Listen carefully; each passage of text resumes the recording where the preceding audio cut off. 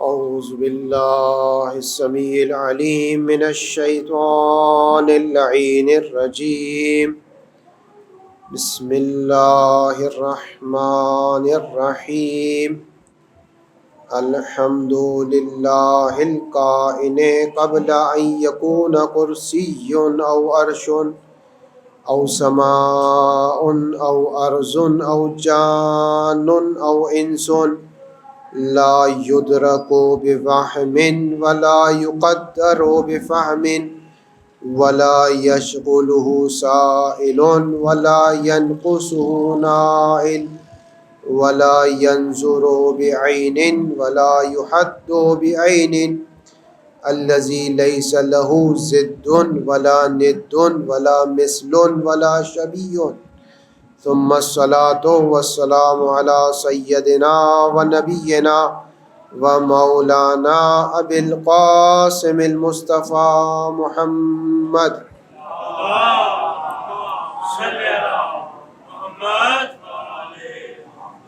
وآله الطيبين الطاهرين المعصومين المظلومين، لا سيما ابن زهرا بقية الله في الأرضين، ولعنة الله على أعدائهم أجمعين من الآن إلى قيام يوم الدين. أما بعد، فقد قال الله تبارك وتعالى في كتابه المجيد: بسم الله الرحمن الرحيم. وَوَرَبِّكَ لَنَحْشُرَنَّهُمْ وَالشَّيَاطِينَ ثُمَّ لَنُحْضِرَنَّهُمْ حَوْلَ جَهَنَّمَ جِثِيًّا. صلوات.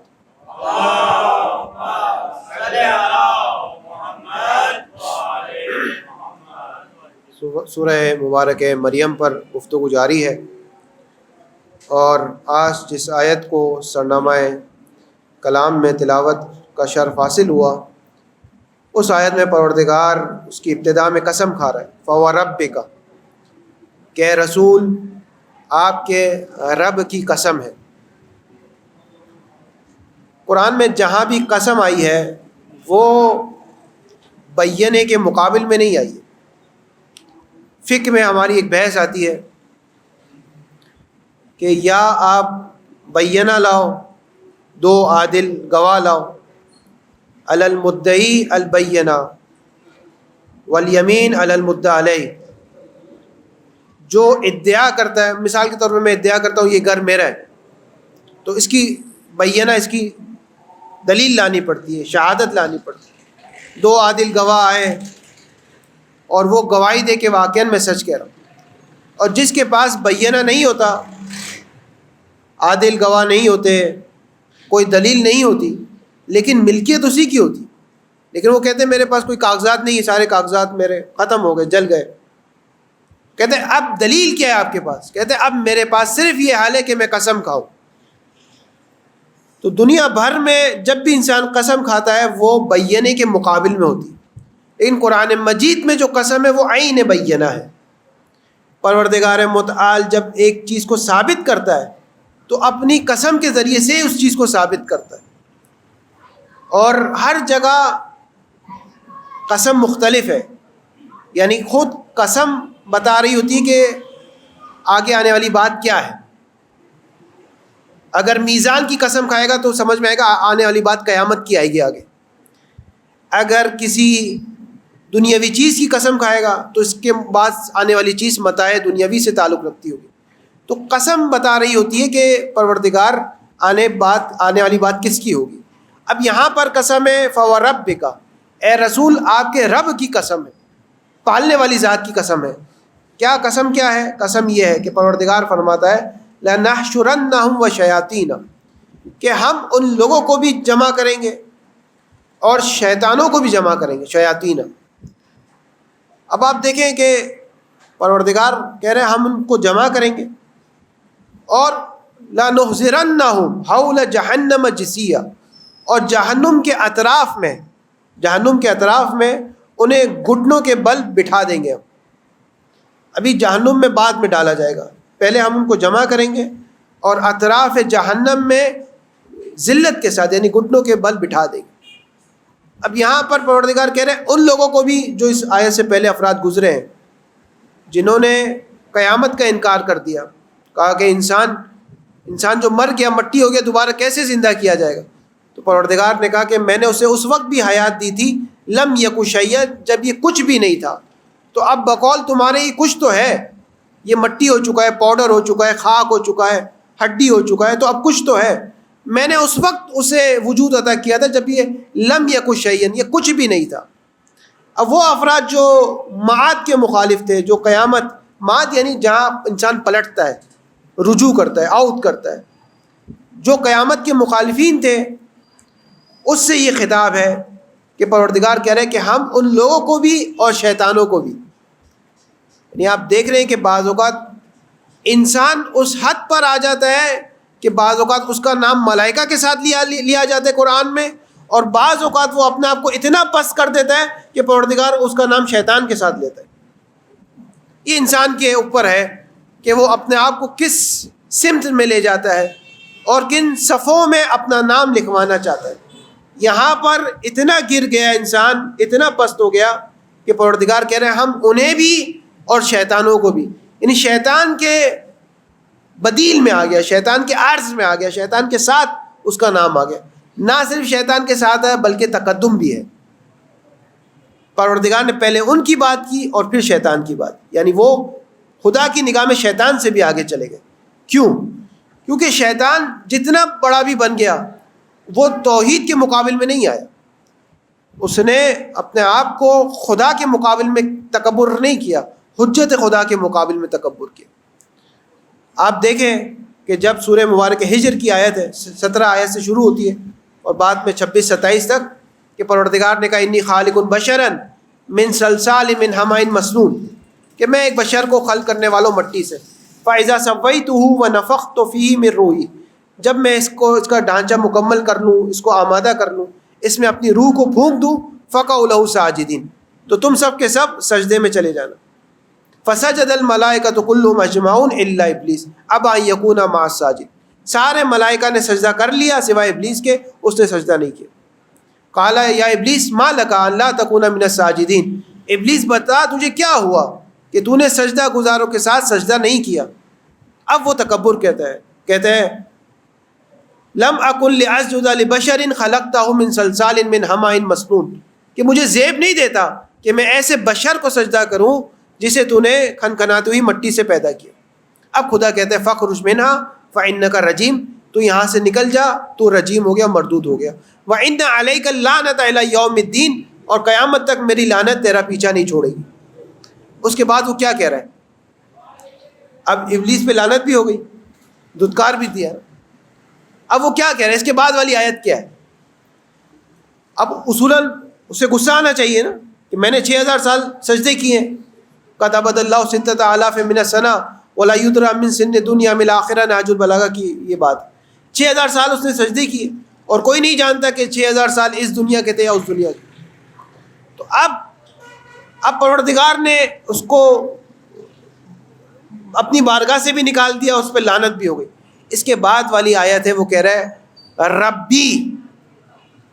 ربی فانذرنی الی یوم یبعثون، ربی اے میرے رب.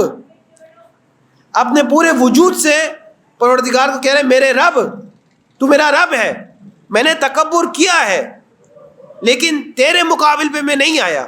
لیکن انسانوں میں ایسے انسان آ گئے ہیں جو خدا کے مقابل پہ آ گئے. یہ جو فرعون کہتے ہیں انا ربکم الاعلی، میں تمہارا رب اعلیٰ ہوں، یہ کام ابلیس نے بھی نہیں کیا. لیکن انسانوں میں ایسے ابلیس پیدا ہو گئے جنہوں نے ابلیس سے بھی بڑھ کر تکبر کیا. اس وجہ سے جب پروردگار نام لے رہا ہے تو کہہ رہے لنحشرنہم، ہم انہیں بھی جمع کریں گے، والشیاطین، اور شیطانوں کو بھی جمع کریں گے، ثم لنحضرنہم، اس کے بعد ہم ان سب کو حاضر کریں گے، حول جہنم، جہنم کے اطراف میں، اس حالت میں کہ جزیہ وہ گھٹنوں کے بل بیٹھے ہوئے، ذلت کے ساتھ، ذلت ان کا مقدر ہو. اور اس کے بعد پروردگار فرماتا ہے کہ ثم لننزعن من کل شیعۃ، شیعہ کہتے ہیں گروہ کو، ہر گروہ میں سے، ہر اقوام میں سے. ثم لننزعن، ہم کھینچ لیں گے، ہم نکال لیں گے، ہر گروہ میں سے نکال لیں گے. کس کو نکالیں گے؟ اس کو نکالیں گے ایہم اشد علی الرحمن عتیہ، جو خدائے واحد کے مقابل میں سب سے زیادہ سرکشی کی نا، ہم اس کو نکالیں گے۔ جیسے فرض کریں کہ حضرت آدم کا ایک گروہ تھا، اس میں سے کس کو نکالے گا خدا؟ قابیل کو نکالے، یعنی جو سب سے زیادہ سرکش ہو۔ اب یہاں ہمیں معلوم ہے، یا جو فرعونین مصر تھے اس میں سے فرعون کو نکالے گا جو حضرت موسیٰ کے مقابل پہ، نمرود کو نکالے گا۔ اسی طرح بہت سارے، ہر امت میں سے، ہر گروہ میں سے جو سب سے زیادہ خدا کے مقابل پہ ہے، ان کا علیحدہ حساب ہے۔ فرعون کا حساب علیحدہ ہے، نمرود کا حساب علیحدہ ہے، شداد کا حساب علیحدہ ہے۔ پروردگار کہہ رہا ہے کہ ہم ہر گروہ میں سے جو سب سے زیادہ خدا کے مقابل میں جنہوں نے سرکشی کی، طغیان ہو گئے، بندگی سے ہاتھ اٹھا لیا، ان کو ہم علیحدہ سے نکال لیں گے۔ اور روایت بھی ہے کہ امام صادق آل محمد، امام جعفر صادق علیہ الصلوۃ والسلام،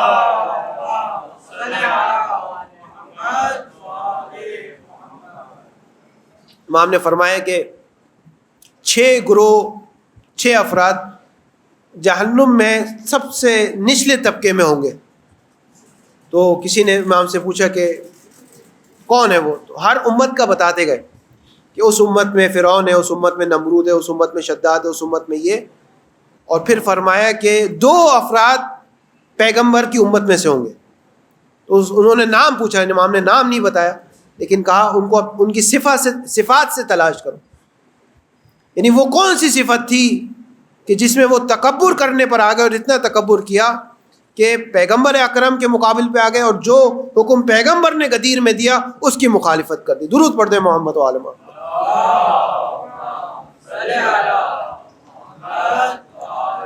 اب پروردگار نے کہا کہ ثم لننزعن من کل شیعۃ، ہم ہر گروہ میں سے نکالیں گے ان افراد کو جو زیادہ خدا کے مقابل پہ آئے تھے۔ اب ان کو نکال کے جمع کر دیں۔ اب اس میں سے کس کو پہلے جہنم میں خدا ڈالے گا؟ پروردگار کہہ رہا ہے ثم لنحن اعلم، ہم جانتے ہیں کس چیز کو؟ بالذین هم اولى بها سلیا۔ اب ان کو ہم نے نکال لیا نا، جدا کر لیا۔ اب ان میں بھی ترتیب ہے، مراتب ہے۔ فرعون اور نمرود میں بھی بالآخر اونچ نیچ کا کوئی فرق ہوگا؟ جی، ہر امت کے چیدہ افراد کو نکالا۔ اب اس میں بھی پہلے کون جائے گا؟ یعنی ان میں بھی کون سب سے زیادہ خدا کے مقابل پر آئے؟ یا خدا کہہ رہا ہے کہ ثم لنحن اعلم، ہم جانتے ہیں، بالذین، ان افراد کو، ہم اولی بہا سلیا، کہ جو زیادہ حقدار ہے کہ سب سے پہلے جہنم میں جائے۔ اس کے بعد پروردگار فرماتا ہے وَإِن مِّنكُمْ إِلَّا وَارِدُهَا، اور تم میں سے ہر ایک شخص جہنم سے ہوتا ہوا جائے گا۔ وَإِن مِّنكُمْ، تم میں سے کوئی شخص ایسا نہیں ہے، إِلَّا وَارِدُهَا، مگر یہ کہ وہ جہنم میں وارد ہوگا۔ اب وارد سے کیا مراد ہے یہاں پر؟ ظاہر ہے 3 تفاسیر کی گئی ہے وارد کی یہاں پر، خود قرآن میں یہ 3 تفاسیر موجود ہے۔ السلام علیکم۔ وارد کا ایک مطلب ہے اشراف رکھنا، جیسے سورہ مبارک یوسف میں کہ جب وہ قافلے والے آئے ہیں مصر کے قافلے والے حضرت یوسف کو نکالا، تو وہ وہاں بھی یہ کلمہ آیا ہے قرآن میں کہ وہ کنویں کے اوپر تھے۔ اب کنویں کے اندر تو انسان نہیں جاتا، لیکن کنویں کے اطراف میں اوپر رہتا ہے، وہاں سے انہوں نے کنویں کے لیے ڈول ڈالا۔ اب آیا وارد کا یہ مطلب ہے کہ پروردگار ہر ایک شخص کو جہنم کا نظارہ کروائے گا۔ ایک وارد کا مطلب ہے الورود و الدخول، یہ بھی قرآن میں آیا ہے۔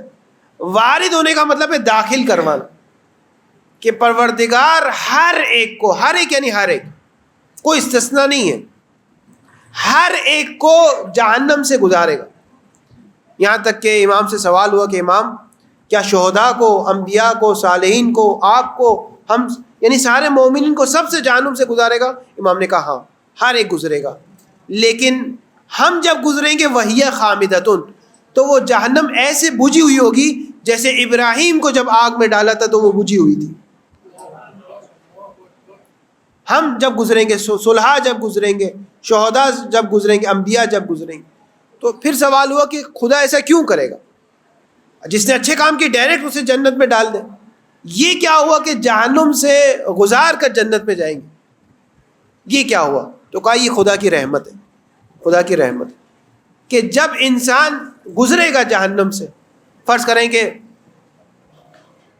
میں مثال ہے، مثال صرف تقریب ذہن کے لیے ہوتے، مولانا صاحب بیٹھے ہیں وہ جانتے ہیں کہ مثال ایک چیز سے قریب کرتی ہے، مختلف چیز سے انسان کو دور کر دیتی ہے. درود پڑھے محمد و آل محمد.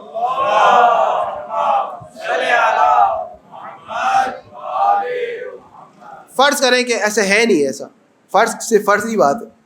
فرض کریں کہ ہماری کمپنی ہے اور ہم نے آپ کو کراچی کے اچھے علاقے میں گھر دیے.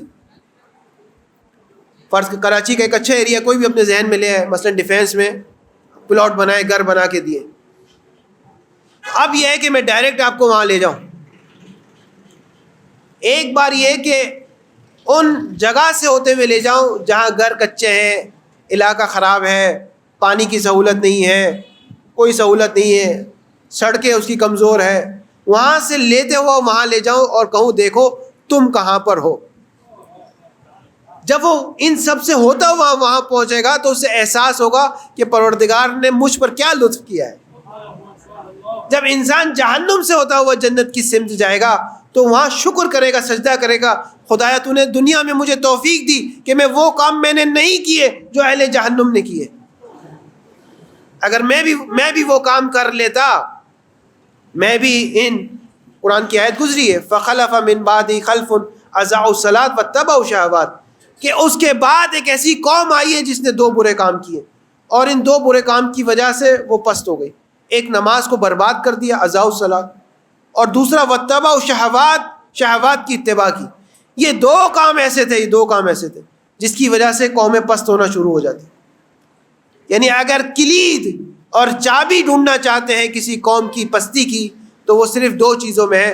نماز کو برباد کر دیتی ہے، ترک نماز کی بات نہیں ہے، نماز کو ضائع کرنے کی بات، نماز کو ضائع کرتی ہے اور شہوات کی اتباع کرتی ہے.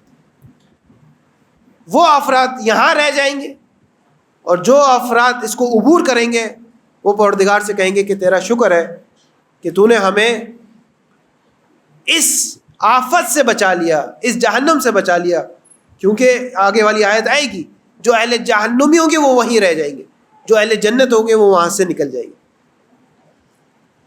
اس کے بعد پروردگار فرماتا ہے کہ اِن مِنکُمْ إِلَّا وَارِدُهَا، تم میں سے کوئی ایسا شخص نہیں ہے مگر یہ کہ وہ جہنم میں جائے گا، جہنم سے نکلے گا، وارد ہوگا. کَانَ عَلَىٰ رَبِّكَ حَتْمًا مَقْضِيًّا، اور یہ تمہارے پروردگار پہ واجب ہے، حتمی کہ وہ کام کرے گا.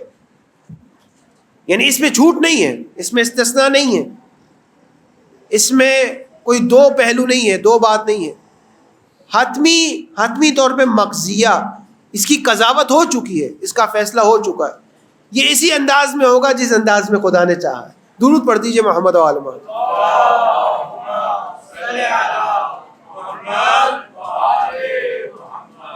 اب یہاں پر ایک بحث آتی ہے کہ پروردگار کہہ رہے ہیں تمہارے رب پر یہ ضروری ہے، تمہارے رب پر یہ واجب ہے. آگے آیت بھی آئے گی، وَلْيَمْدُدْ والی آیت اس کے بعد بھی آئے گی، وہاں بھی یہی ترجمہ ہے کہ تمہارے رب پر واجب ہے، ضروری ہے تمہارے رب پر. تو ایک بار ہم کہتے ہیں ہمارے لیے ضروری ہے، تو سامنے سوال کرتے ہیں آپ کے لیے ضروری کیوں ہے؟ ہم کہتے ہیں ہمارے دین نے، شریعت نے، خدا نے ہم پر یہ چیز ضروری کر دی. جیسے آپ کہیں کہ نماز فجر ضروری ہے، کہیں کس نے ضروری قرار دی؟ کہا خدا نے ضروری قرار دی. لیکن جب خدا کہہ رہے ہیں مجھ پر ضروری ہے تو وہ کس بنا پر کہہ رہے ہیں؟ اس کے لیے کس نے ضروری قرار دیا ہے؟ جی اس کے اوپر تو کوئی نہیں ہے، وہ تو خود رب العالمین ہے، فاطر السماوات والارض. یہاں پر ایک علم معرفت شناسی میں بھی ایک بحث آتی ہے، علم فلسفہ میں بھی یہ بحث آتی ہے کہ پروردگار کے دو اس طرح کے اسم ہیں، ایک اسم اعظم ہے اور ایک اسم عظیم ہے. پروردگار کا ایک کچھ اسما ہے، بعض اسما اعظم ہے اور بعض عظیم ہے. جیسے کہ شافی ہے، پروردگار انسان اگر مریض ہو جائے تو اس کو شفا دیتا ہے، یہ اسم عظیم ہے. اس کے اوپر جو ایک اسم ہے وہ ہے رازق. اگر رزق ہوا تو انسان کو صحت ملے گی، اگر صحت اس کے رزق میں نہیں ہے اب تو اب اس کو صحت نہیں ملے گی. رازق سے اوپر ایک اور ہے، وہ ہے مالک. اگر اس کی ملکیت اور اس کی مملوکیت میں یہ بات ہے کہ اس کو رزق ملے تو اسے رزق ملے گا، ورنہ آپ سنتے ہیں مصائب میں کہ آخری جملے جو تھے حضرت مسلم ابن عقیل کے، جب بھی وہ پانی پینا چاہتے تھے تو اس میں خون آ جاتا، تو آخری میں انہوں نے کہا کہ لگتا ہے میرا رزق اس دنیا سے اٹھ چکا ہے، میرا رزق ختم ہو چکا ہے، اس کے بعد اب رزق کے مادی نہیں ہے، جو کچھ ہے وہ رزق معنوی ہے۔ تو پروردگار کے اسماء ہیں، سب سے اعلیٰ جو اس کا اسم ہے، اسم اعظم میں، وہ ہے رحمان۔ علی العرش علی الرحمن استوى علی العرش، کہ رحمان ہے جو اس پورے عالم پر مملکت پر پروردگار جو حکم کر رہا ہے وہ رحمان کی وجہ سے کر رہا ہے۔ آپ میں سے جانتے ہیں جو افراد مینجمنٹ کے ہیں، مدیریت ہے، جب انسان حکم کرتا ہے تو کس بنا پر اور کس بنیاد پر حکم کرتا ہے؟ بعض افراد کہتے ہیں ہم عدالت کی بنا پر حکم کرتے ہیں، ٹھیک ہے، اس نے 10 روپے کا کام کیا، اس کو 10 روپے دے دیں گے، اس نے 100 روپے کا کام کیا، اس کو 100 روپے دے دیں گے۔ پروردگار نے قرآن میں کہیں نہیں کہا کہ میں عدالت کی بنا پر حکم کرتا ہوں، کہا میں رحمانیت کی بنا پر حکم کرتا ہوں۔ اگر عدالت کی بنا پر وہ حکم کرے تو شاید کوئی بھی نہ بچے، یہ رحمانیت کی بنا پر وہ حکم کر رہا ہے، اس کا اسم اعظم رحمان ہے۔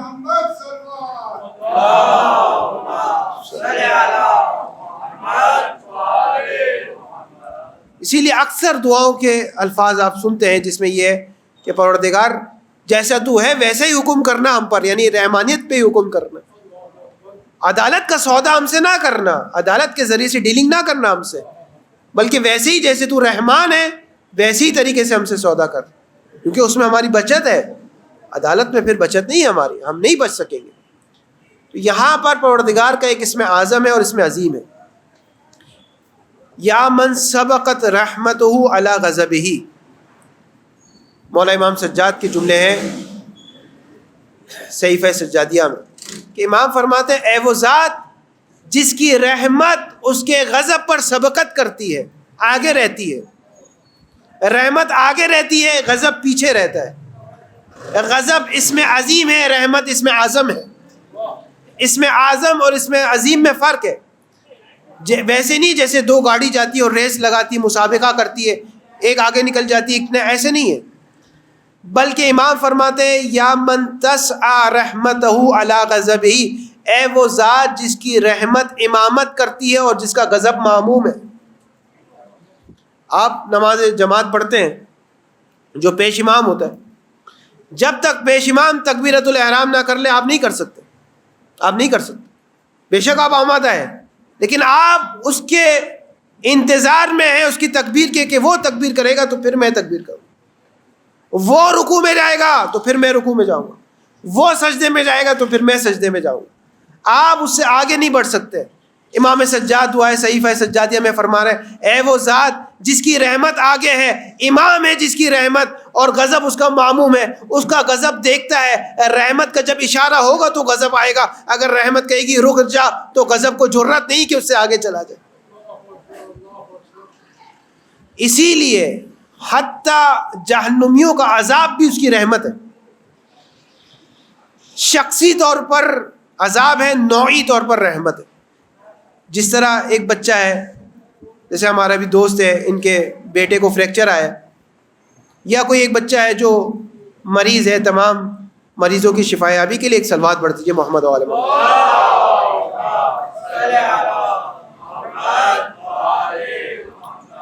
ایک کوئی شخص ہے، ڈاکٹر کہتے ہیں کہ اس کا مثال کے طور پر انگوٹھا کاٹا جائے گا، شوگر کا مریض ہے فرض کر، یا اس کی انگلی کو کاٹنا پڑے گا، یا جسم کا ایک حصہ کاٹنا پڑے گا، یا کڑوی دوائیاں اس کو یا انجیکشنز لگانے پڑیں گے، تو اگر فقط اس حصے کو دیکھیں جسے کاٹا جا رہا ہے تو آپ کہیں گے کہ اس کو تکلیف ہو رہی ہے، لیکن اگر پورے وجود کو دیکھیں گے تو آپ کہیں گے برکت ہے اس پر کہ اس کو کاٹا جا رہا ہے۔ اگر اسے نہیں کاٹا جاتا تو یہ اس کے لیے عذاب ہے، اس کا کاٹنا بتا رہا ہے کہ یہ بہتر تھا کہ اس کو کاٹا جائے۔ پروردگار کو اگر صرف جہنمیوں کی سمت میں دیکھیں گے تو آپ کو ایسا لگے گا کہ ان پر عذاب آ رہا ہے، لیکن پورے عالم کو ایک ساتھ دیکھیں گے تو آپ کو ایسا لگے گا کہ یہ رحمت کا تقاضا ہے کہ ان کو عذاب ملے، اس کی رحمت کا تقاضا ہے کہ عذاب ہو۔ اگر عذاب نہیں ہوگا تو رحمت پر ہاتھ انگلی اٹھے گی. پروردگار ایسوں کو بھی عذاب نہیں کرے گا تو پھر کیا ہوگا؟ یہ اس کی رحمت کا تقاضا، کیونکہ یہ افراد سنخیت نہیں رکھتے، یہ افراد جنت میں نہیں آ سکتے. امام فرماتے یا من سبقت رحمتہ علی غضبہ، اے وہ ذات جس کی رحمت ہمیشہ اس کے غضب سے آگے رہتی ہے. رحمت امام ہے، امام جب رکوع میں جائے گا تو غضب معموم ہے، معموم رکوع میں جائے گا، اس کا غضب اس کی رحمت کو دیکھ رہا ہوتا ہے. جہاں رحمت کہے گی وہاں عذاب آئے گا، جہاں رحمت کہے گی تو وہاں عذاب نہیں آئے گا. یہی وجہ ہے کہ اس کی رحمانیت ہی اس پورے عالم کو گھیرے ہوئے، اور یہ اسم عظیم کے لیے حاکم کی حیثیت رکھتا ہے، سمجھانے کے لیے فقط. اسم عظیم کے لیے امام کی حیثیت رکھتا ہے، یعنی اس کے کہنے پر اسم عظیم چلتا ہے. اسی لیے پروردگار جہاں بھی قرآن میں یہ کہہ دے کہ مجھ پر یہ ضروری ہے، اس کا مطلب ہے کہ وہ اسم اعظم اسم عظیم کو کہہ رہا ہوتا ہے. اسم اعظم کیا ہے؟ اس کی رحمانیت ہے. اس کی رحمانیت حکم دے رہی ہوتی ہے کہ خدا یہ کہتے ہیں مجھ پر واجب ہے کہ میں کام کروں، ان علینا للہدیٰ، مجھ پر واجب ہے کہ میں ہدایت کروں اپنے بندوں کی. تو کس نے خدا تجھ پہ واجب کیا؟ ہم پر تو نے واجب کیا. تجھ پر کس نے واجب کیا؟ کہتے ہیں میری اسم اعظم رحمان نے مجھ سے واجب کیا کہ میں یہ کام کروں. درود پڑھ دے محمد و آل محمد.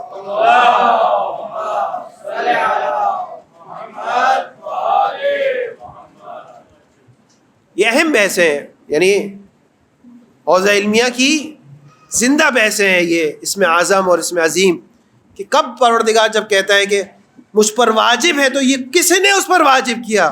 وہ تو خود مالک کائنات ہے، اس پر کوئی واجب نہیں کر سکتا، نہ اس کے اسم اعظم نے واجب کیا اس پر.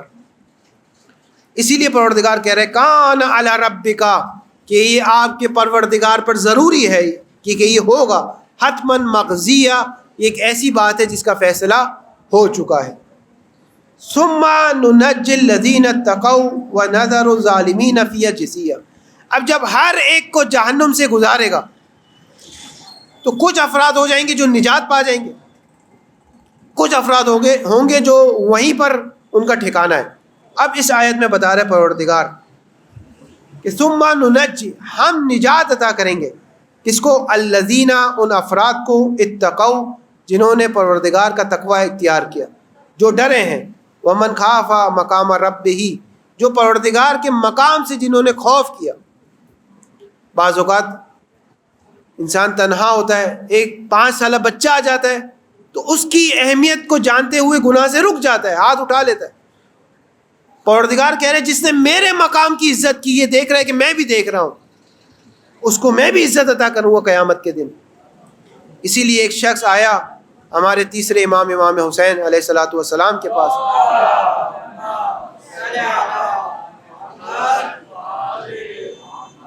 امام مظلوم سید الشہداء سے سوال کرتا ہے کہ مولا میں یہ جاننا چاہتا ہوں کہ خدا کی نگاہ میں میرا مقام کیا ہے. ہوتے ہیں بعض افراد، آپ جیسے ایک وزیر ہے، وہ جاننا چاہتا ہے کہ وزیر اعظم کی نگاہ میں اس کا مقام کیا ہے. کلاس کے جو ٹیچرز ہوتے ہیں وہ یہ جاننا چاہتے ہیں پرنسپل کی نگاہ میں وہ کیسے ہیں، یعنی پرنسپل اس استاد کو کیسا سمجھتا ہے. یا ہوتا ہے آپ میں بھی ہوں گے جو آفس میں ہے، یونیورسٹی میں ہے، مختلف جگہوں پر ہے، آپ جاننا چاہتے ہیں باس مجھے کس نگاہ سے دیکھتا ہے، آیا میں اس کے کام کا بندہ ہوں، آیا میں اچھا کام کر رہا ہوں، اس کی نگاہ میں میرا کیا احترام ہے، آیا وہ مجھے نکال لے گا نہیں نکالے گا، اس کی نگاہ میں کارآمد ہوں بیکار ہوں کیا ہوں. یہ ساری سوچ آتی ہے. اس شخص کی سوچ عظیم تھی، اس نے کہا مولا میں جاننا چاہتا ہوں خدا کی نگاہ میں میری کیا حیثیت ہے. تو آپ لوح محفوظ دیکھ کر بتائیے، آپ دیکھیے وہاں جا کر دیکھ کر بتائیے آپ امام ہیں. تو امام نے کہا اتنی ضرورت نہیں کہ میں لوح محفوظ جا کر دیکھوں، میں تمہیں ایک فارمولہ بتا دیتا ہوں، ایک کلی بتا دیتا ہوں. امام نے فرمایا جو تمہاری نگاہ میں خدا کی حیثیت ہے وہی خدا کی نگاہ میں تمہاری حیثیت ہے. آیا تم خدا کو حیثیت دیتے ہو؟ بعض اوقات انسان 5 سالہ بچے کو حیثیت دے رہا ہوتا لیکن خالق کائنات کو فراموش کر دیتا. بعض اوقات یعنی سخت ہے واقعاً. انسان تنہائیوں میں، خلوتوں میں، پروردگار کہتے ہیں کہ خلوت کی گناہ سے بچنا، کیونکہ وہاں میں تمہیں دیکھ رہا ہوں. کہ امام موسیٰ کاظم علیہ الصلوۃ والسلام فرماتے ہیں مومن وہ نہیں ہے،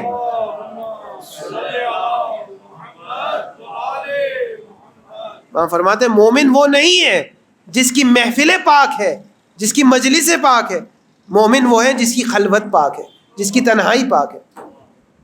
تنہائیوں میں جو شخص خوف خدا رکھتا ہے، جہاں کوئی دیکھنے والا نہیں ہے وہاں وہ ہے دیکھنے والا.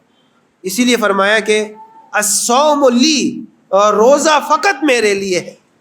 خدایا نماز بھی تو تیرے لیے ہے. کہا نہیں، نماز میں تم ریاکاری کر سکتے ہو.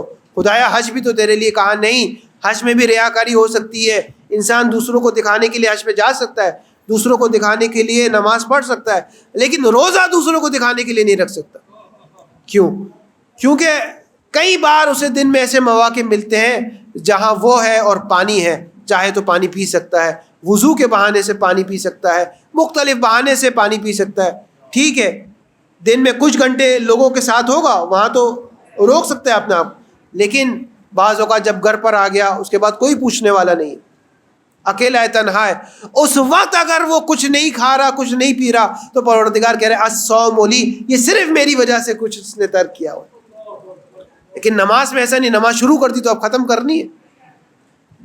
نماز انسان ریاکاری کی وجہ سے پڑھ سکتا ہے، لیکن روزے میں بہت کم احتمال ہے، بہت کم، نہ ہونے کے برابر، کہ انسان ریاکاری کی وجہ سے رکھے. ہاں کچھ گھنٹے بھوکا رہ سکتا ہے، لیکن وہ روزہ نہیں. روزہ یعنی فجر سے لے کر مغرب تک. اسی لیے آپ دیکھیں کتب علیکم الصیام کما کتب علی الذین من قبلکم لعلکم تتقون، کہ تم شاید متقی بن جاؤ. یہ لعلکم تتقون نماز میں نہیں آیا، روزے میں آیا ہے. اس کے اندر مقتضی بہت ہے، پوٹینشیل بہت زیادہ ہے کہ انسان کو بہت زیادہ آگے پہنچا دے. ایک درود پڑھ دیجئے محمد والے.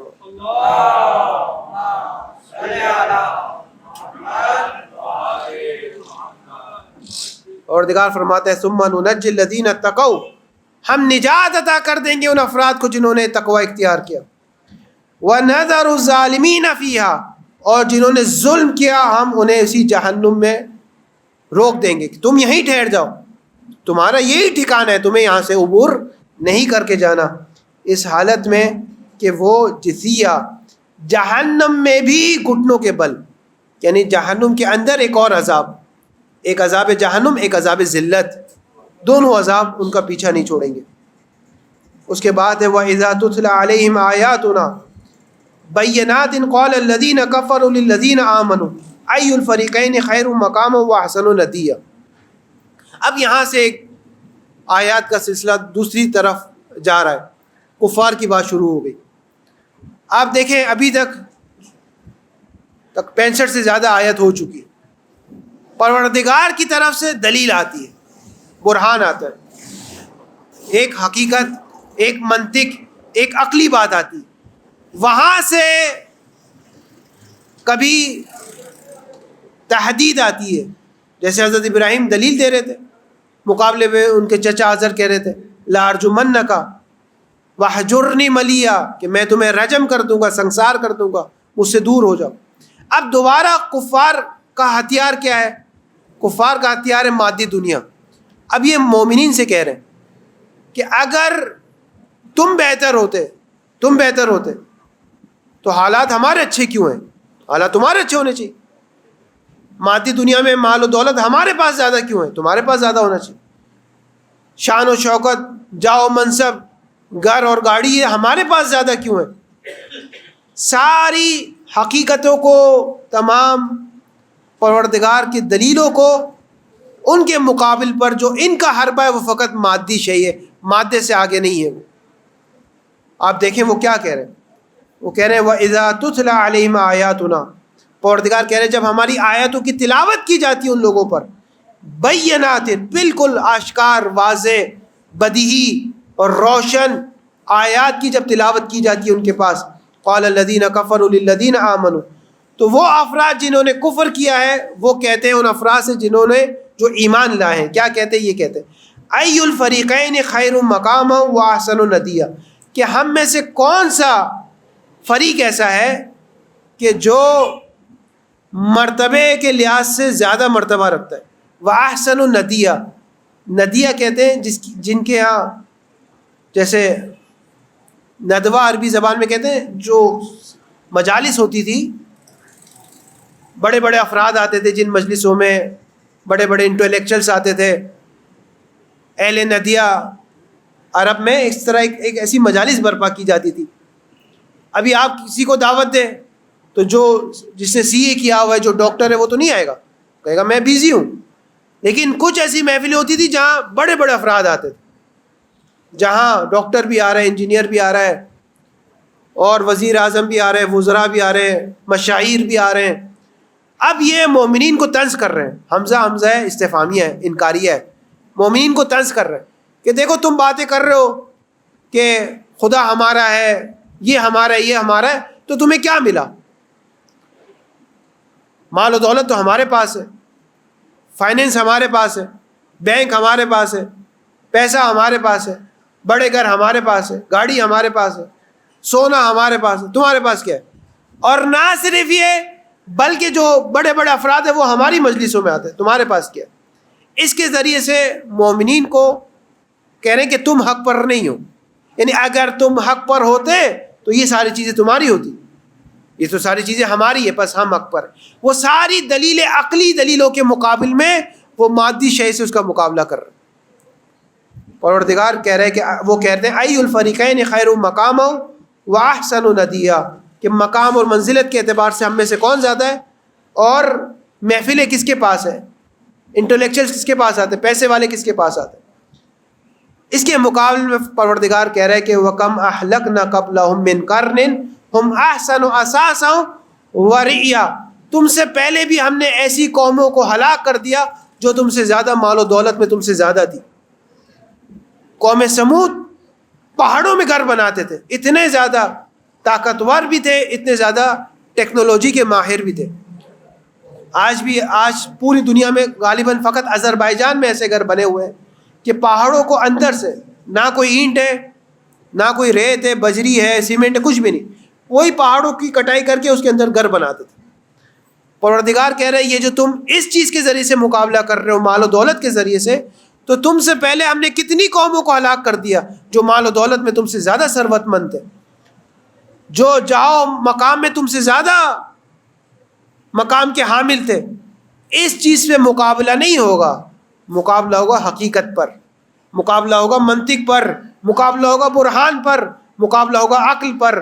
مادے پر مقابلہ نہیں ہوگا. مادے پر مقابلہ کرو گے تو قارون کی جائیداد دکھائی دے گی، لیکن موسیٰ کے پاس وہی افراد دکھائی دیں گے جن کے پاس ظاہری دنیا میں شان و شوکت نہیں ہے. مادے کا مقابلہ کرو گے تو ان کے پاس سب کچھ نظر آئے گا، لیکن ہمارے مولا کو ابو تراب کہا جائے گا.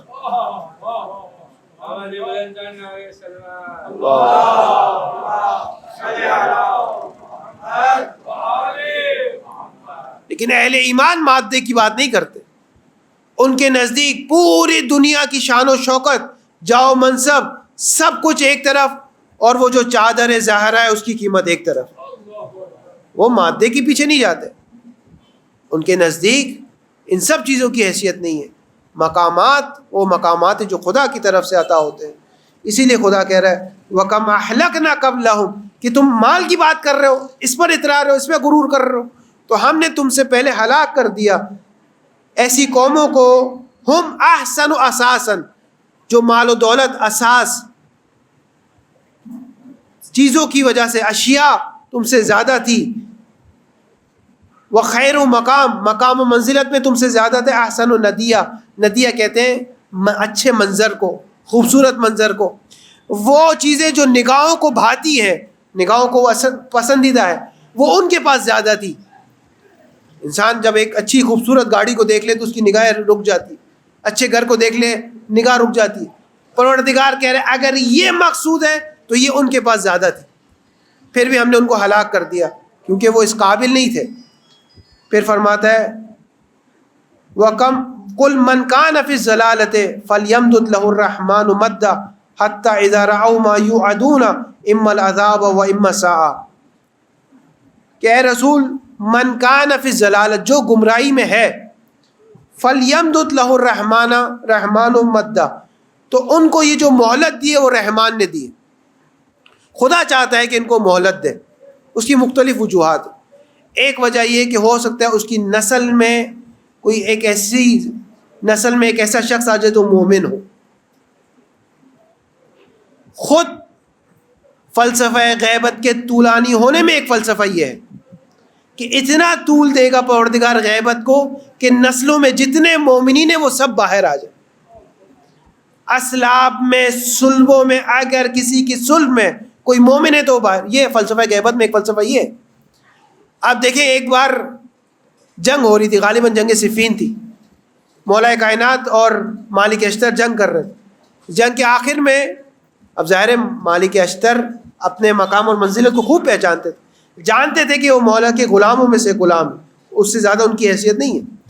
لیکن بالآخر مولا ہے اور محبت ہے، تو کہا مولا اس بار تو آپ نے بھی مثال کے طور پہ 500 افراد کو واصل جہنم کیا، میں نے بھی 500 کو کیا، تو کچھ برابری ہو گئی.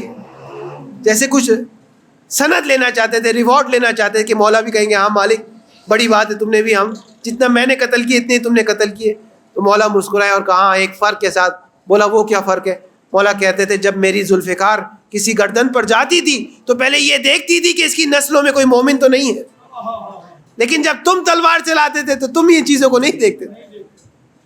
غیبت طولانی کا فلسفہ ایک فلسفہ یہ ہے کہ پروردگار اگر کسی کے صلب میں اگر کوئی مومن ہے تو وہ باہر آ جائے. ایک فلسفہ یہ. دوسرا فلسفہ پروردگار کہہ رہے ہیں ہم مہلت ہم دیتے ہیں. دوسرا فلسفہ یہ کہ وہ توبہ کر لے. تیسرا فلسفہ یہ کہ اسے اتنی مہلت مل جائے تاکہ قیامت میں وہ یہ شکوہ نہ کر سکے پروردگار اگر ہمیں مہلت ملتی تو ہم توبہ کر لیتے. اسی لیے پروردگار کہہ رہے کل من کان فی الضلالہ، جو گمراہی میں ہے فلیمدد لہ الرحمن مدا، تو یہ گمراہی کی طول اس کی مہلت خدا نے دی ہے. حتی اذا رأوا ما یوعدون، یہاں تک کہ وہ دیکھ لے جس کا وعدہ ہوا تھا، اما العذاب یا عذاب دنیاوی کو، و اما الساعہ یا قیامت کی گھڑی کو. فسیعلمون من هو شر مکانا واضعف جندا، تو وہ عن قریب جان لیں گے کہ مقام اور منزلت کس کا چھوٹا تھا اور لشکر کس کے کمزور تھے. آج انہیں محسوس ہو رہا ہے وہ سپر پاور ہیں، لیکن جب قیامت میں آئیں گے تو دیکھیں گے کہ ہم تو حقیر ہیں، ہم تو سپر پاور نہیں ہیں. سپر پاور وہ ہے جو اپنے وقت کے امام کے ساتھ ہے اور ان کی اتباع میں ہے. سپر پاور انسان ہتھیار سے نہیں بنتا، طاقت خدا کی ہے، تمام طاقت خدا کی ہے. اس طاقت سے جو اپنے آپ کو جوڑ لے وہ طاقتور کہلاتا ہے. ان مادی ہتھیاروں سے جڑنے کا نام سپر پاور ہی نہیں ہے. اور آپ دیکھیں کہ وہ راتیں نزدیک ہو رہی ہے جس راتوں کا بے چینی سے انتظار تھا مولا کو. 14 سال کا سن مبارک، اور دعا یہ ہے کہ پروردگار مجھے شہادت عطا کر. ہر جنگ میں مولا کائنات پیغمبر سے فرماتے تھے یا رسول اللہ مجھے کب شہادت عطا ہوگی، مجھے کب شہادت نصیب ہوگی. اتنے شوق سے پیغمبر کے پاس جاتے تھے کہ آیا اس جنگ میں مجھے شہادت ملے گی. پیغمبر فرماتے تھے کہ اے علی تمہیں شہادت ملے گی لیکن اس جنگ میں نہیں ملے گی. آپ دیکھیں نہج البلاغہ میں مولا فرماتے ہیں کہ ایک بچہ جو چند دن کا ہے دنیا میں، وہ اپنی ماں کے پاس دودھ پینے کے لیے کتنی تیزی سے لپکتا ہے. کہا ابو طالب کا بیٹا علی شہادت سے اس سے زیادہ تیزی سے لپکنا چاہتا ہے. میں اتنا شہادت کا مشتاق ہوں جتنا بچہ اپنی ماں کا مشتاق نہیں ہوتا، میں اس سے زیادہ شہادت کا مشتاق ہوں. اس زمانے سے 14 سال کے سن سے مولا انتظار کر رہے ہیں کہ کب شہادت نصیب ہوگی. ہر جنگ میں اس امید کے ساتھ جاتے ہیں کہ مجھے شہادت عطا ہوگی، لیکن جب واپس آتے ہیں تو ایک کیفیت یہ کہ پیغمبر سے سوال کرتے یا رسول اللہ اس جنگ میں بھی مجھے شہادت نہیں ملی. پیغمبر فرماتے تھے اے علی تمہیں شہادت عطا ہوگی. لیکن یہ وہ مہینہ آ گیا کہ مولا اس مہینے میں صحن خانہ میں جاتے ہیں، آسمان کا مشاہدہ کرتے ہیں اور کہتے ہیں ہاں ہاں یہی وہ راتیں ہیں جس رات کا میرے حبیب نے مجھ سے وعدہ کیا ہے. ہاں ہاں وہ راتیں آنے والی ہے جس رات کا میرے رسول نے مجھ سے وعدہ فرمایا تھا, اور میرے رسول نے کبھی جھوٹ نہیں کہا. میرے رسول نے کوئی ایسی بات نہیں کی جو خلاف کوئی حقیقت کے برخلاف ہو. میرے رسول نے جو کہا حق کہا, جو بات کہی صدق کہی. ہاں یہ وہ راتیں آنے والی ہے, بے صبری سے انتظار کر رہے ہیں ان راتوں کا, بے صبری سے انتظار کر رہے ہیں. پھر ایک وہ رات آتی ہے کہ مولا افطار اپنی بیٹی ام کلثوم کے گھر افطار تناول کرتے ہیں. بیٹی ام کلثوم دودھ بھی لا کر رکھتی ہے, نمک بھی لا کر رکھتی ہے. مولا فرماتے ہیں بیٹی تم تو جانتی ہو تمہارے بابا نے 2 چیزوں سے افطار نہیں کی, 2 غذا ایک ساتھ تناول نہیں کی. بیٹی چاہتی ہے دودھ کو اٹھا لے, بیٹی چاہتی ہے نمک کو اٹھا لے. مولا نے کہا بیٹی نمک رہنے تو دودھ کو اٹھا لو. اس کے بعد مولا افطار کرتے ہیں, رات کو دوبارہ صحن خانہ میں جاتے ہیں, کہتے ہیں ہاں یہ وہ گھڑی آ چکی ہے. اور اس کے بعد سحر کے وقت اپنے گھر سے نکلتے ہیں کہ مرغابیاں مولا کا دامن تھام لیتی ہے, گریا کرتی ہے, حیوانات نے گریا شروع کر دیا. مولا کہتے ہیں کچھ وقت نہیں گزرے گا, کچھ وقت نہیں گزرے گا کہ انسانوں کا بھی گریا شروع ہو جائے گا. اور پھر فرماتے ہیں کہ بیٹی اگر ان جانوروں کو پال سکو تو ان کا صحیح خیال رکھنا, اگر نہیں پال سکو, دانا پانی نہ دے سکو تو انہیں آزاد کر دینا. اس وقت بھی تمام چیزوں کے حقوق کا خیال رکھ رہے ہیں, جانوروں کے بھی حقوق کا خیال رکھ رہے ہیں. گھر سے نکلتے ہیں مسجد کی طرف, نہ جانے باہر باہر آسمان کی طرف نگاہ کر رہے ہیں. کہاں یہ تو وہی راتیں ہیں میرے رسول نے جس کا وعدہ فرمایا تھا.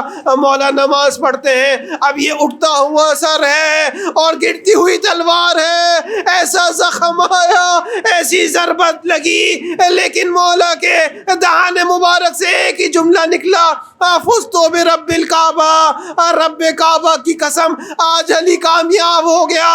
وہ علی جو 14 سال سے شہادت کا مشتاق ہے, آج شہادت کی نبی سنائی گئی, مولا خوش ہو گئے.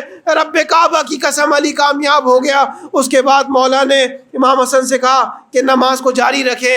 امام حسن نے نماز کو جاری رکھا.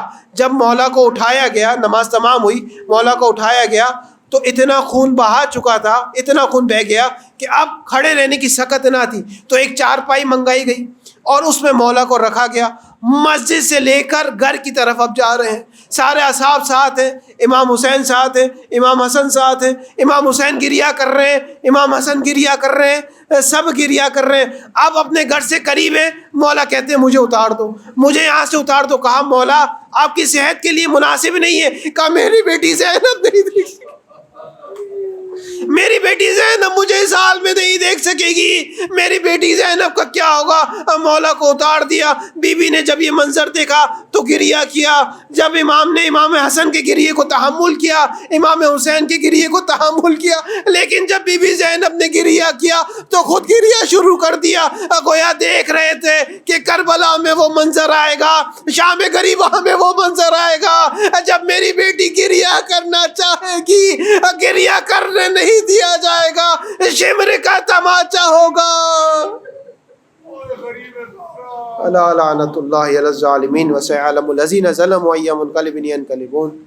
بار الہ ہمارے اس توسل کو اپنی بارگاہ میں قبول فرما. بار الہ اس مہینے کی رحمتیں, برکتیں اور مغفرتوں کو سمیٹنے کی توفیق عطا فرما.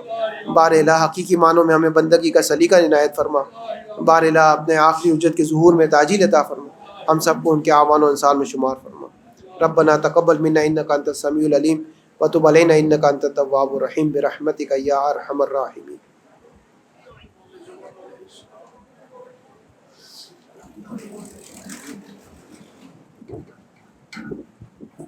محمد وآل محمد اللهم صل على محمد وآل محمد وعجل فرج. سورہ فاتحہ کی گزارش ہے. حسن علی نشاط نورانی اور ان کے رشتہ دار غلام حسین شریف, فاطمہ محمد علی, سید حسن نواب, لیلا بھائی بنتے غلام حسین, زیرا بھائی بنتے غلام حسین, انور علی رحمۃ اللہ, زرینہ بھائی غلام حسین غلام علی رحمۃ اللہ, سکرا بھائی نظر علی, امینہ بھائی اللہ رکھا, نرجس بھائی نظر علی, حسینہ بھائی فدا حسین, منور حسین غلام علی, شبیر حسین, محمد حسین غلام علی, صابرہ بنت عبدل حسین, جمال بھائی, بابل بھائی وزیر, شیرین بھائی, جمال بھائی وزیر, اکبر علی جمال بھائی وزیر, سکینہ بھائی نانجی, جنا بھائی حسن علی مرزا, امینہ بھائی حسن علی مرزا, اکبر علی حسن علی مرزا, قاسم علی حسن علی مرزا, سلیم اکبر علی وزیر, حیدر علی اکبر علی وزیر, معصوم علی اکبر علی وزیر, گلشن اکبر علی وزیر, فاطمہ بھائی اکبر علی وزیر, روشن بانو محمد علی گیلانی, بلکس بھائی قاسم علی مرزا, شبیر قاسم علی مرزا, مشتاق قاسم علی مرزا, فاطمہ محمد علی کپاڑیا, سلیم غلام علی تھاور, محمد علی داؤد کپاڑیا, فضل عباس کپاڑیا, زیرا فضل عباس کپاڑیا, حسینہ بھائی رحمۃ اللہ لاکھانی, علی محمد منیس ورتیجی, یاسمین بنت علی محمد ورتیجی, سغرا بھائی نظر علی بدامی, حسین علی اللہ دین پونا والا, یاور مہدی حسین علی پونا والا, سکینہ بھائی محمد علی کپاڑیا, مہدی علی رحمۃ اللہ لاکھانی, انور علی ضیاء جامنگری, نرجس نظر علی, خیر النساء, غلام حسین اساریہ, شہناز علی رضا اساریہ, فاطمہ محمد علی رحمۃ اللہ لاکھانی, سعیدہ لاکھانی, انور علی حبیب کانانی, یوسف علی حبیب کانانی, عبد الحسین حبیب کانانی, حسین علی حبیب کانانی, جینا بھائی فدا حسین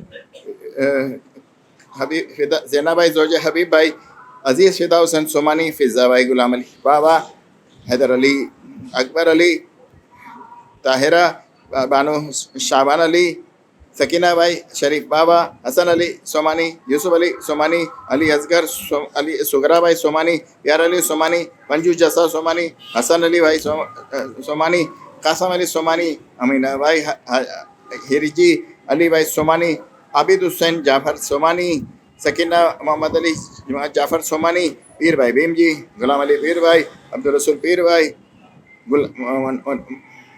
مریم بھائی نور محمد, شیرین بھائی نور محمد, شربانو پیر بھائی, اول بھائی زوجہ پیر بھائی, زیرا بھائی بنتے محمد علی والجی, سکینہ بھائی زوجہ پیر بھائی, شاکر حسین غلام علی, خیر النساء بنت فدا حسین, محمد حسین غلام علی, محمد علی رحمۃ اللہ پیر بھائی, سجاد حسین محمد علی رحمۃ اللہ, نور محمد راجپر, رمضان علی نور محمد راجپر, شعبان علی نور محمد راجپر, علی رضا ہاشم بھائی اور عبد الکریم والجی,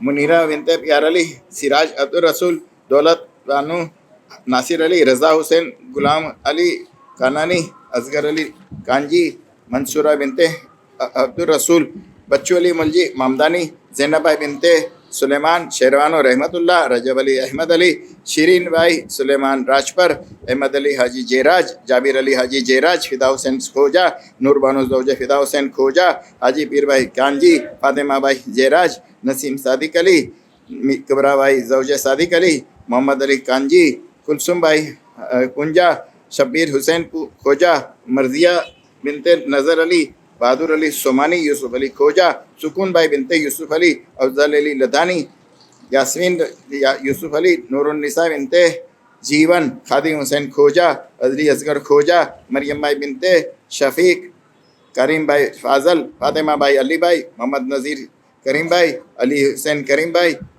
حسن علی مہر علی, غلام علی حسن علی, ریاض حسین حسن علی, لیاقت حسین حسن علی, گلبانو بھائی اور ہیمانی فیملی, معصومہ بنت حسن علی, حاجی وزیر علی ابراہیم میوہ والا اور ان کے رشتہ دار یوسف علی موربی والا اور ان کے رشتہ دار محمد رضا موربی والا اور شہدائے ملت نور بانو نور محمد افریقہ والا, کلثوم بھائی بنت جعفر, رضوان علی امیر علی, محمد حسین افریقہ والا, حیدر علی حبیب قاسم منوڑی, نور محمد قاسم کرم علی, سکینہ بھائی حسن علی, زبار حسین نور محمد, برکت علی نور محمد, نثار علی نور محمد, گلشن بانو اکبر علی, انصار حسین روشن علی, دلاور حسین روشن علی, گل بانو بنت نور محمد, قاضی کنیز بنت رمضان علی, محمد حسین رمضان علی فقیر محمد, سغرا بنت موسیٰ, اکبر علی فقیر محمد, امینہ بھائی اکبر علی, زرینہ بھائی اکبر علی, کلثوم بھائی اکبر علی, امیر علی پٹیل, رجب علی نظر علی, حسین علی بندے علی, فضل عباس, محمد علی کپاڑیا,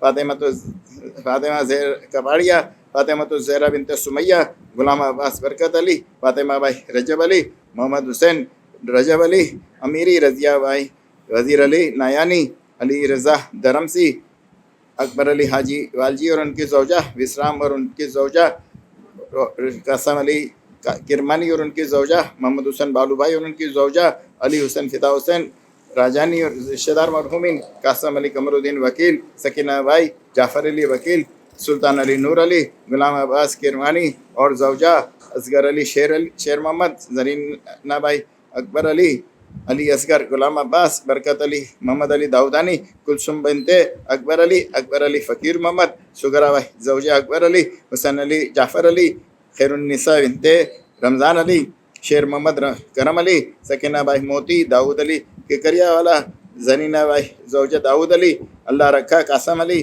کلثوم بائی دایا بھائی، علی رضا داؤد علی، علی محمد قاسم علی، زیرا بائی زوجہ علی محمد، زرینہ بائی بنتے بچو بھائی، حسین علی محمد، معصومہ اللہ رکھا، حیدر علی محسن، عنایت علی، شہاب الدین، عبدالرسول شہاب الدین، غلام عباس، علی محمد، عبداللہ، منیرہ بنتے شیر علی، فاضل، کنیز، فاطمہ بنتے امیر علی، فرزانہ بنتے روشن علی کرجت والا، حاجی ڈاکٹر یوسف علی عبدالرسول تھاورانی، رضیہ بائی عبد المہدی، زوجہ ڈاکٹر یوسف علی تھاورانی، علی رضا باقر علی کھیتانی، محمد امین کھیتانی، رجب علی بندے علی، فاطمہ بائی بنتے محمد کھیمجی، یاسمین بنتے اکبر علی، زیب النساء بنتے رجب علی، عابد حسین محمد حسین، محمد علی محسن حسن علی، رجب علی، غلام حسین سایانی، زہرا بانو بنتے قاسم علی، حبیب علی، فدا حسین آزاد، لیلا بانو حاجی بھائی، فدا حسین، غلام حسین، سگرا by, لدا by, Sakina by, Ghulam Hussain, Sabira Fida Hussain, Jafar Ali, Ramzan Ali, Zarina by بنتے محمد حسین، حبیب علی، محمد علی اساریہ، شہید آصف علی کربلائی، بلال حسین، علی رضا، برکت علی شیر علی، روشن علی نذیری، فضا بائی شاوان علی، گلبانو بنتے کریم بائی، کریم کھمجی، مناس علی لاکھانی، فضا بانو بندے علی، رجب علی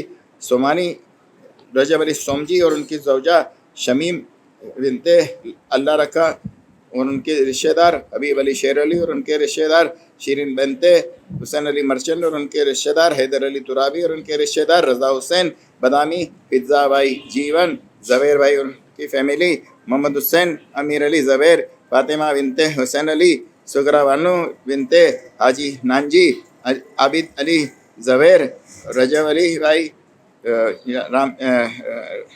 رحمت بھائی رامجی اور تمام علماء عظام مرحومین، تمام مراجع کرام مرحومین، اس امام بارگاہ کے تمام کارکنان اور ارکان مرحومین، ہم آپ سب کے مرحومین، مولانا صاحب کے مرحومین، اور جن کا کوئی فاتحہ پڑھنے والا نہیں رہا ان سب کے لیے سورہ فاتحہ۔ بسم اللہ الرحمن الرحیم، الحمدللہ رب العالمین، الرحمن الرحیم، مالک یوم الدین، ایاک نعبد و ایاک نستعین، اہدنا الصراط المستقیم، صراط الذین انعمت علیہم غیر المغضوب علیہم ولا الضالین۔ بسم اللہ الرحمن الرحیم، قل هو اللہ احد، اللہ الصمد، لم یلد ولم یولد ولم یکن لہ کفوا احد۔ بسم اللہ الرحمن الرحیم، قل هو اللہ احد، اللہ الصمد، لم یلد ولم یولد ولم یکن لہ کفوا احد۔ بسم اللہ الرحمن الرحیم، قل هو اللہ احد، اللہ الصمد، لم یلد ولم یولد ولم یکن لہ کفوا احد۔ ان اللہ وملائکتہ یصلون علی النبی یا ایھا الذین آمنوا صلوا علیہ وسلموا تسلیما۔ متوجہ زیارت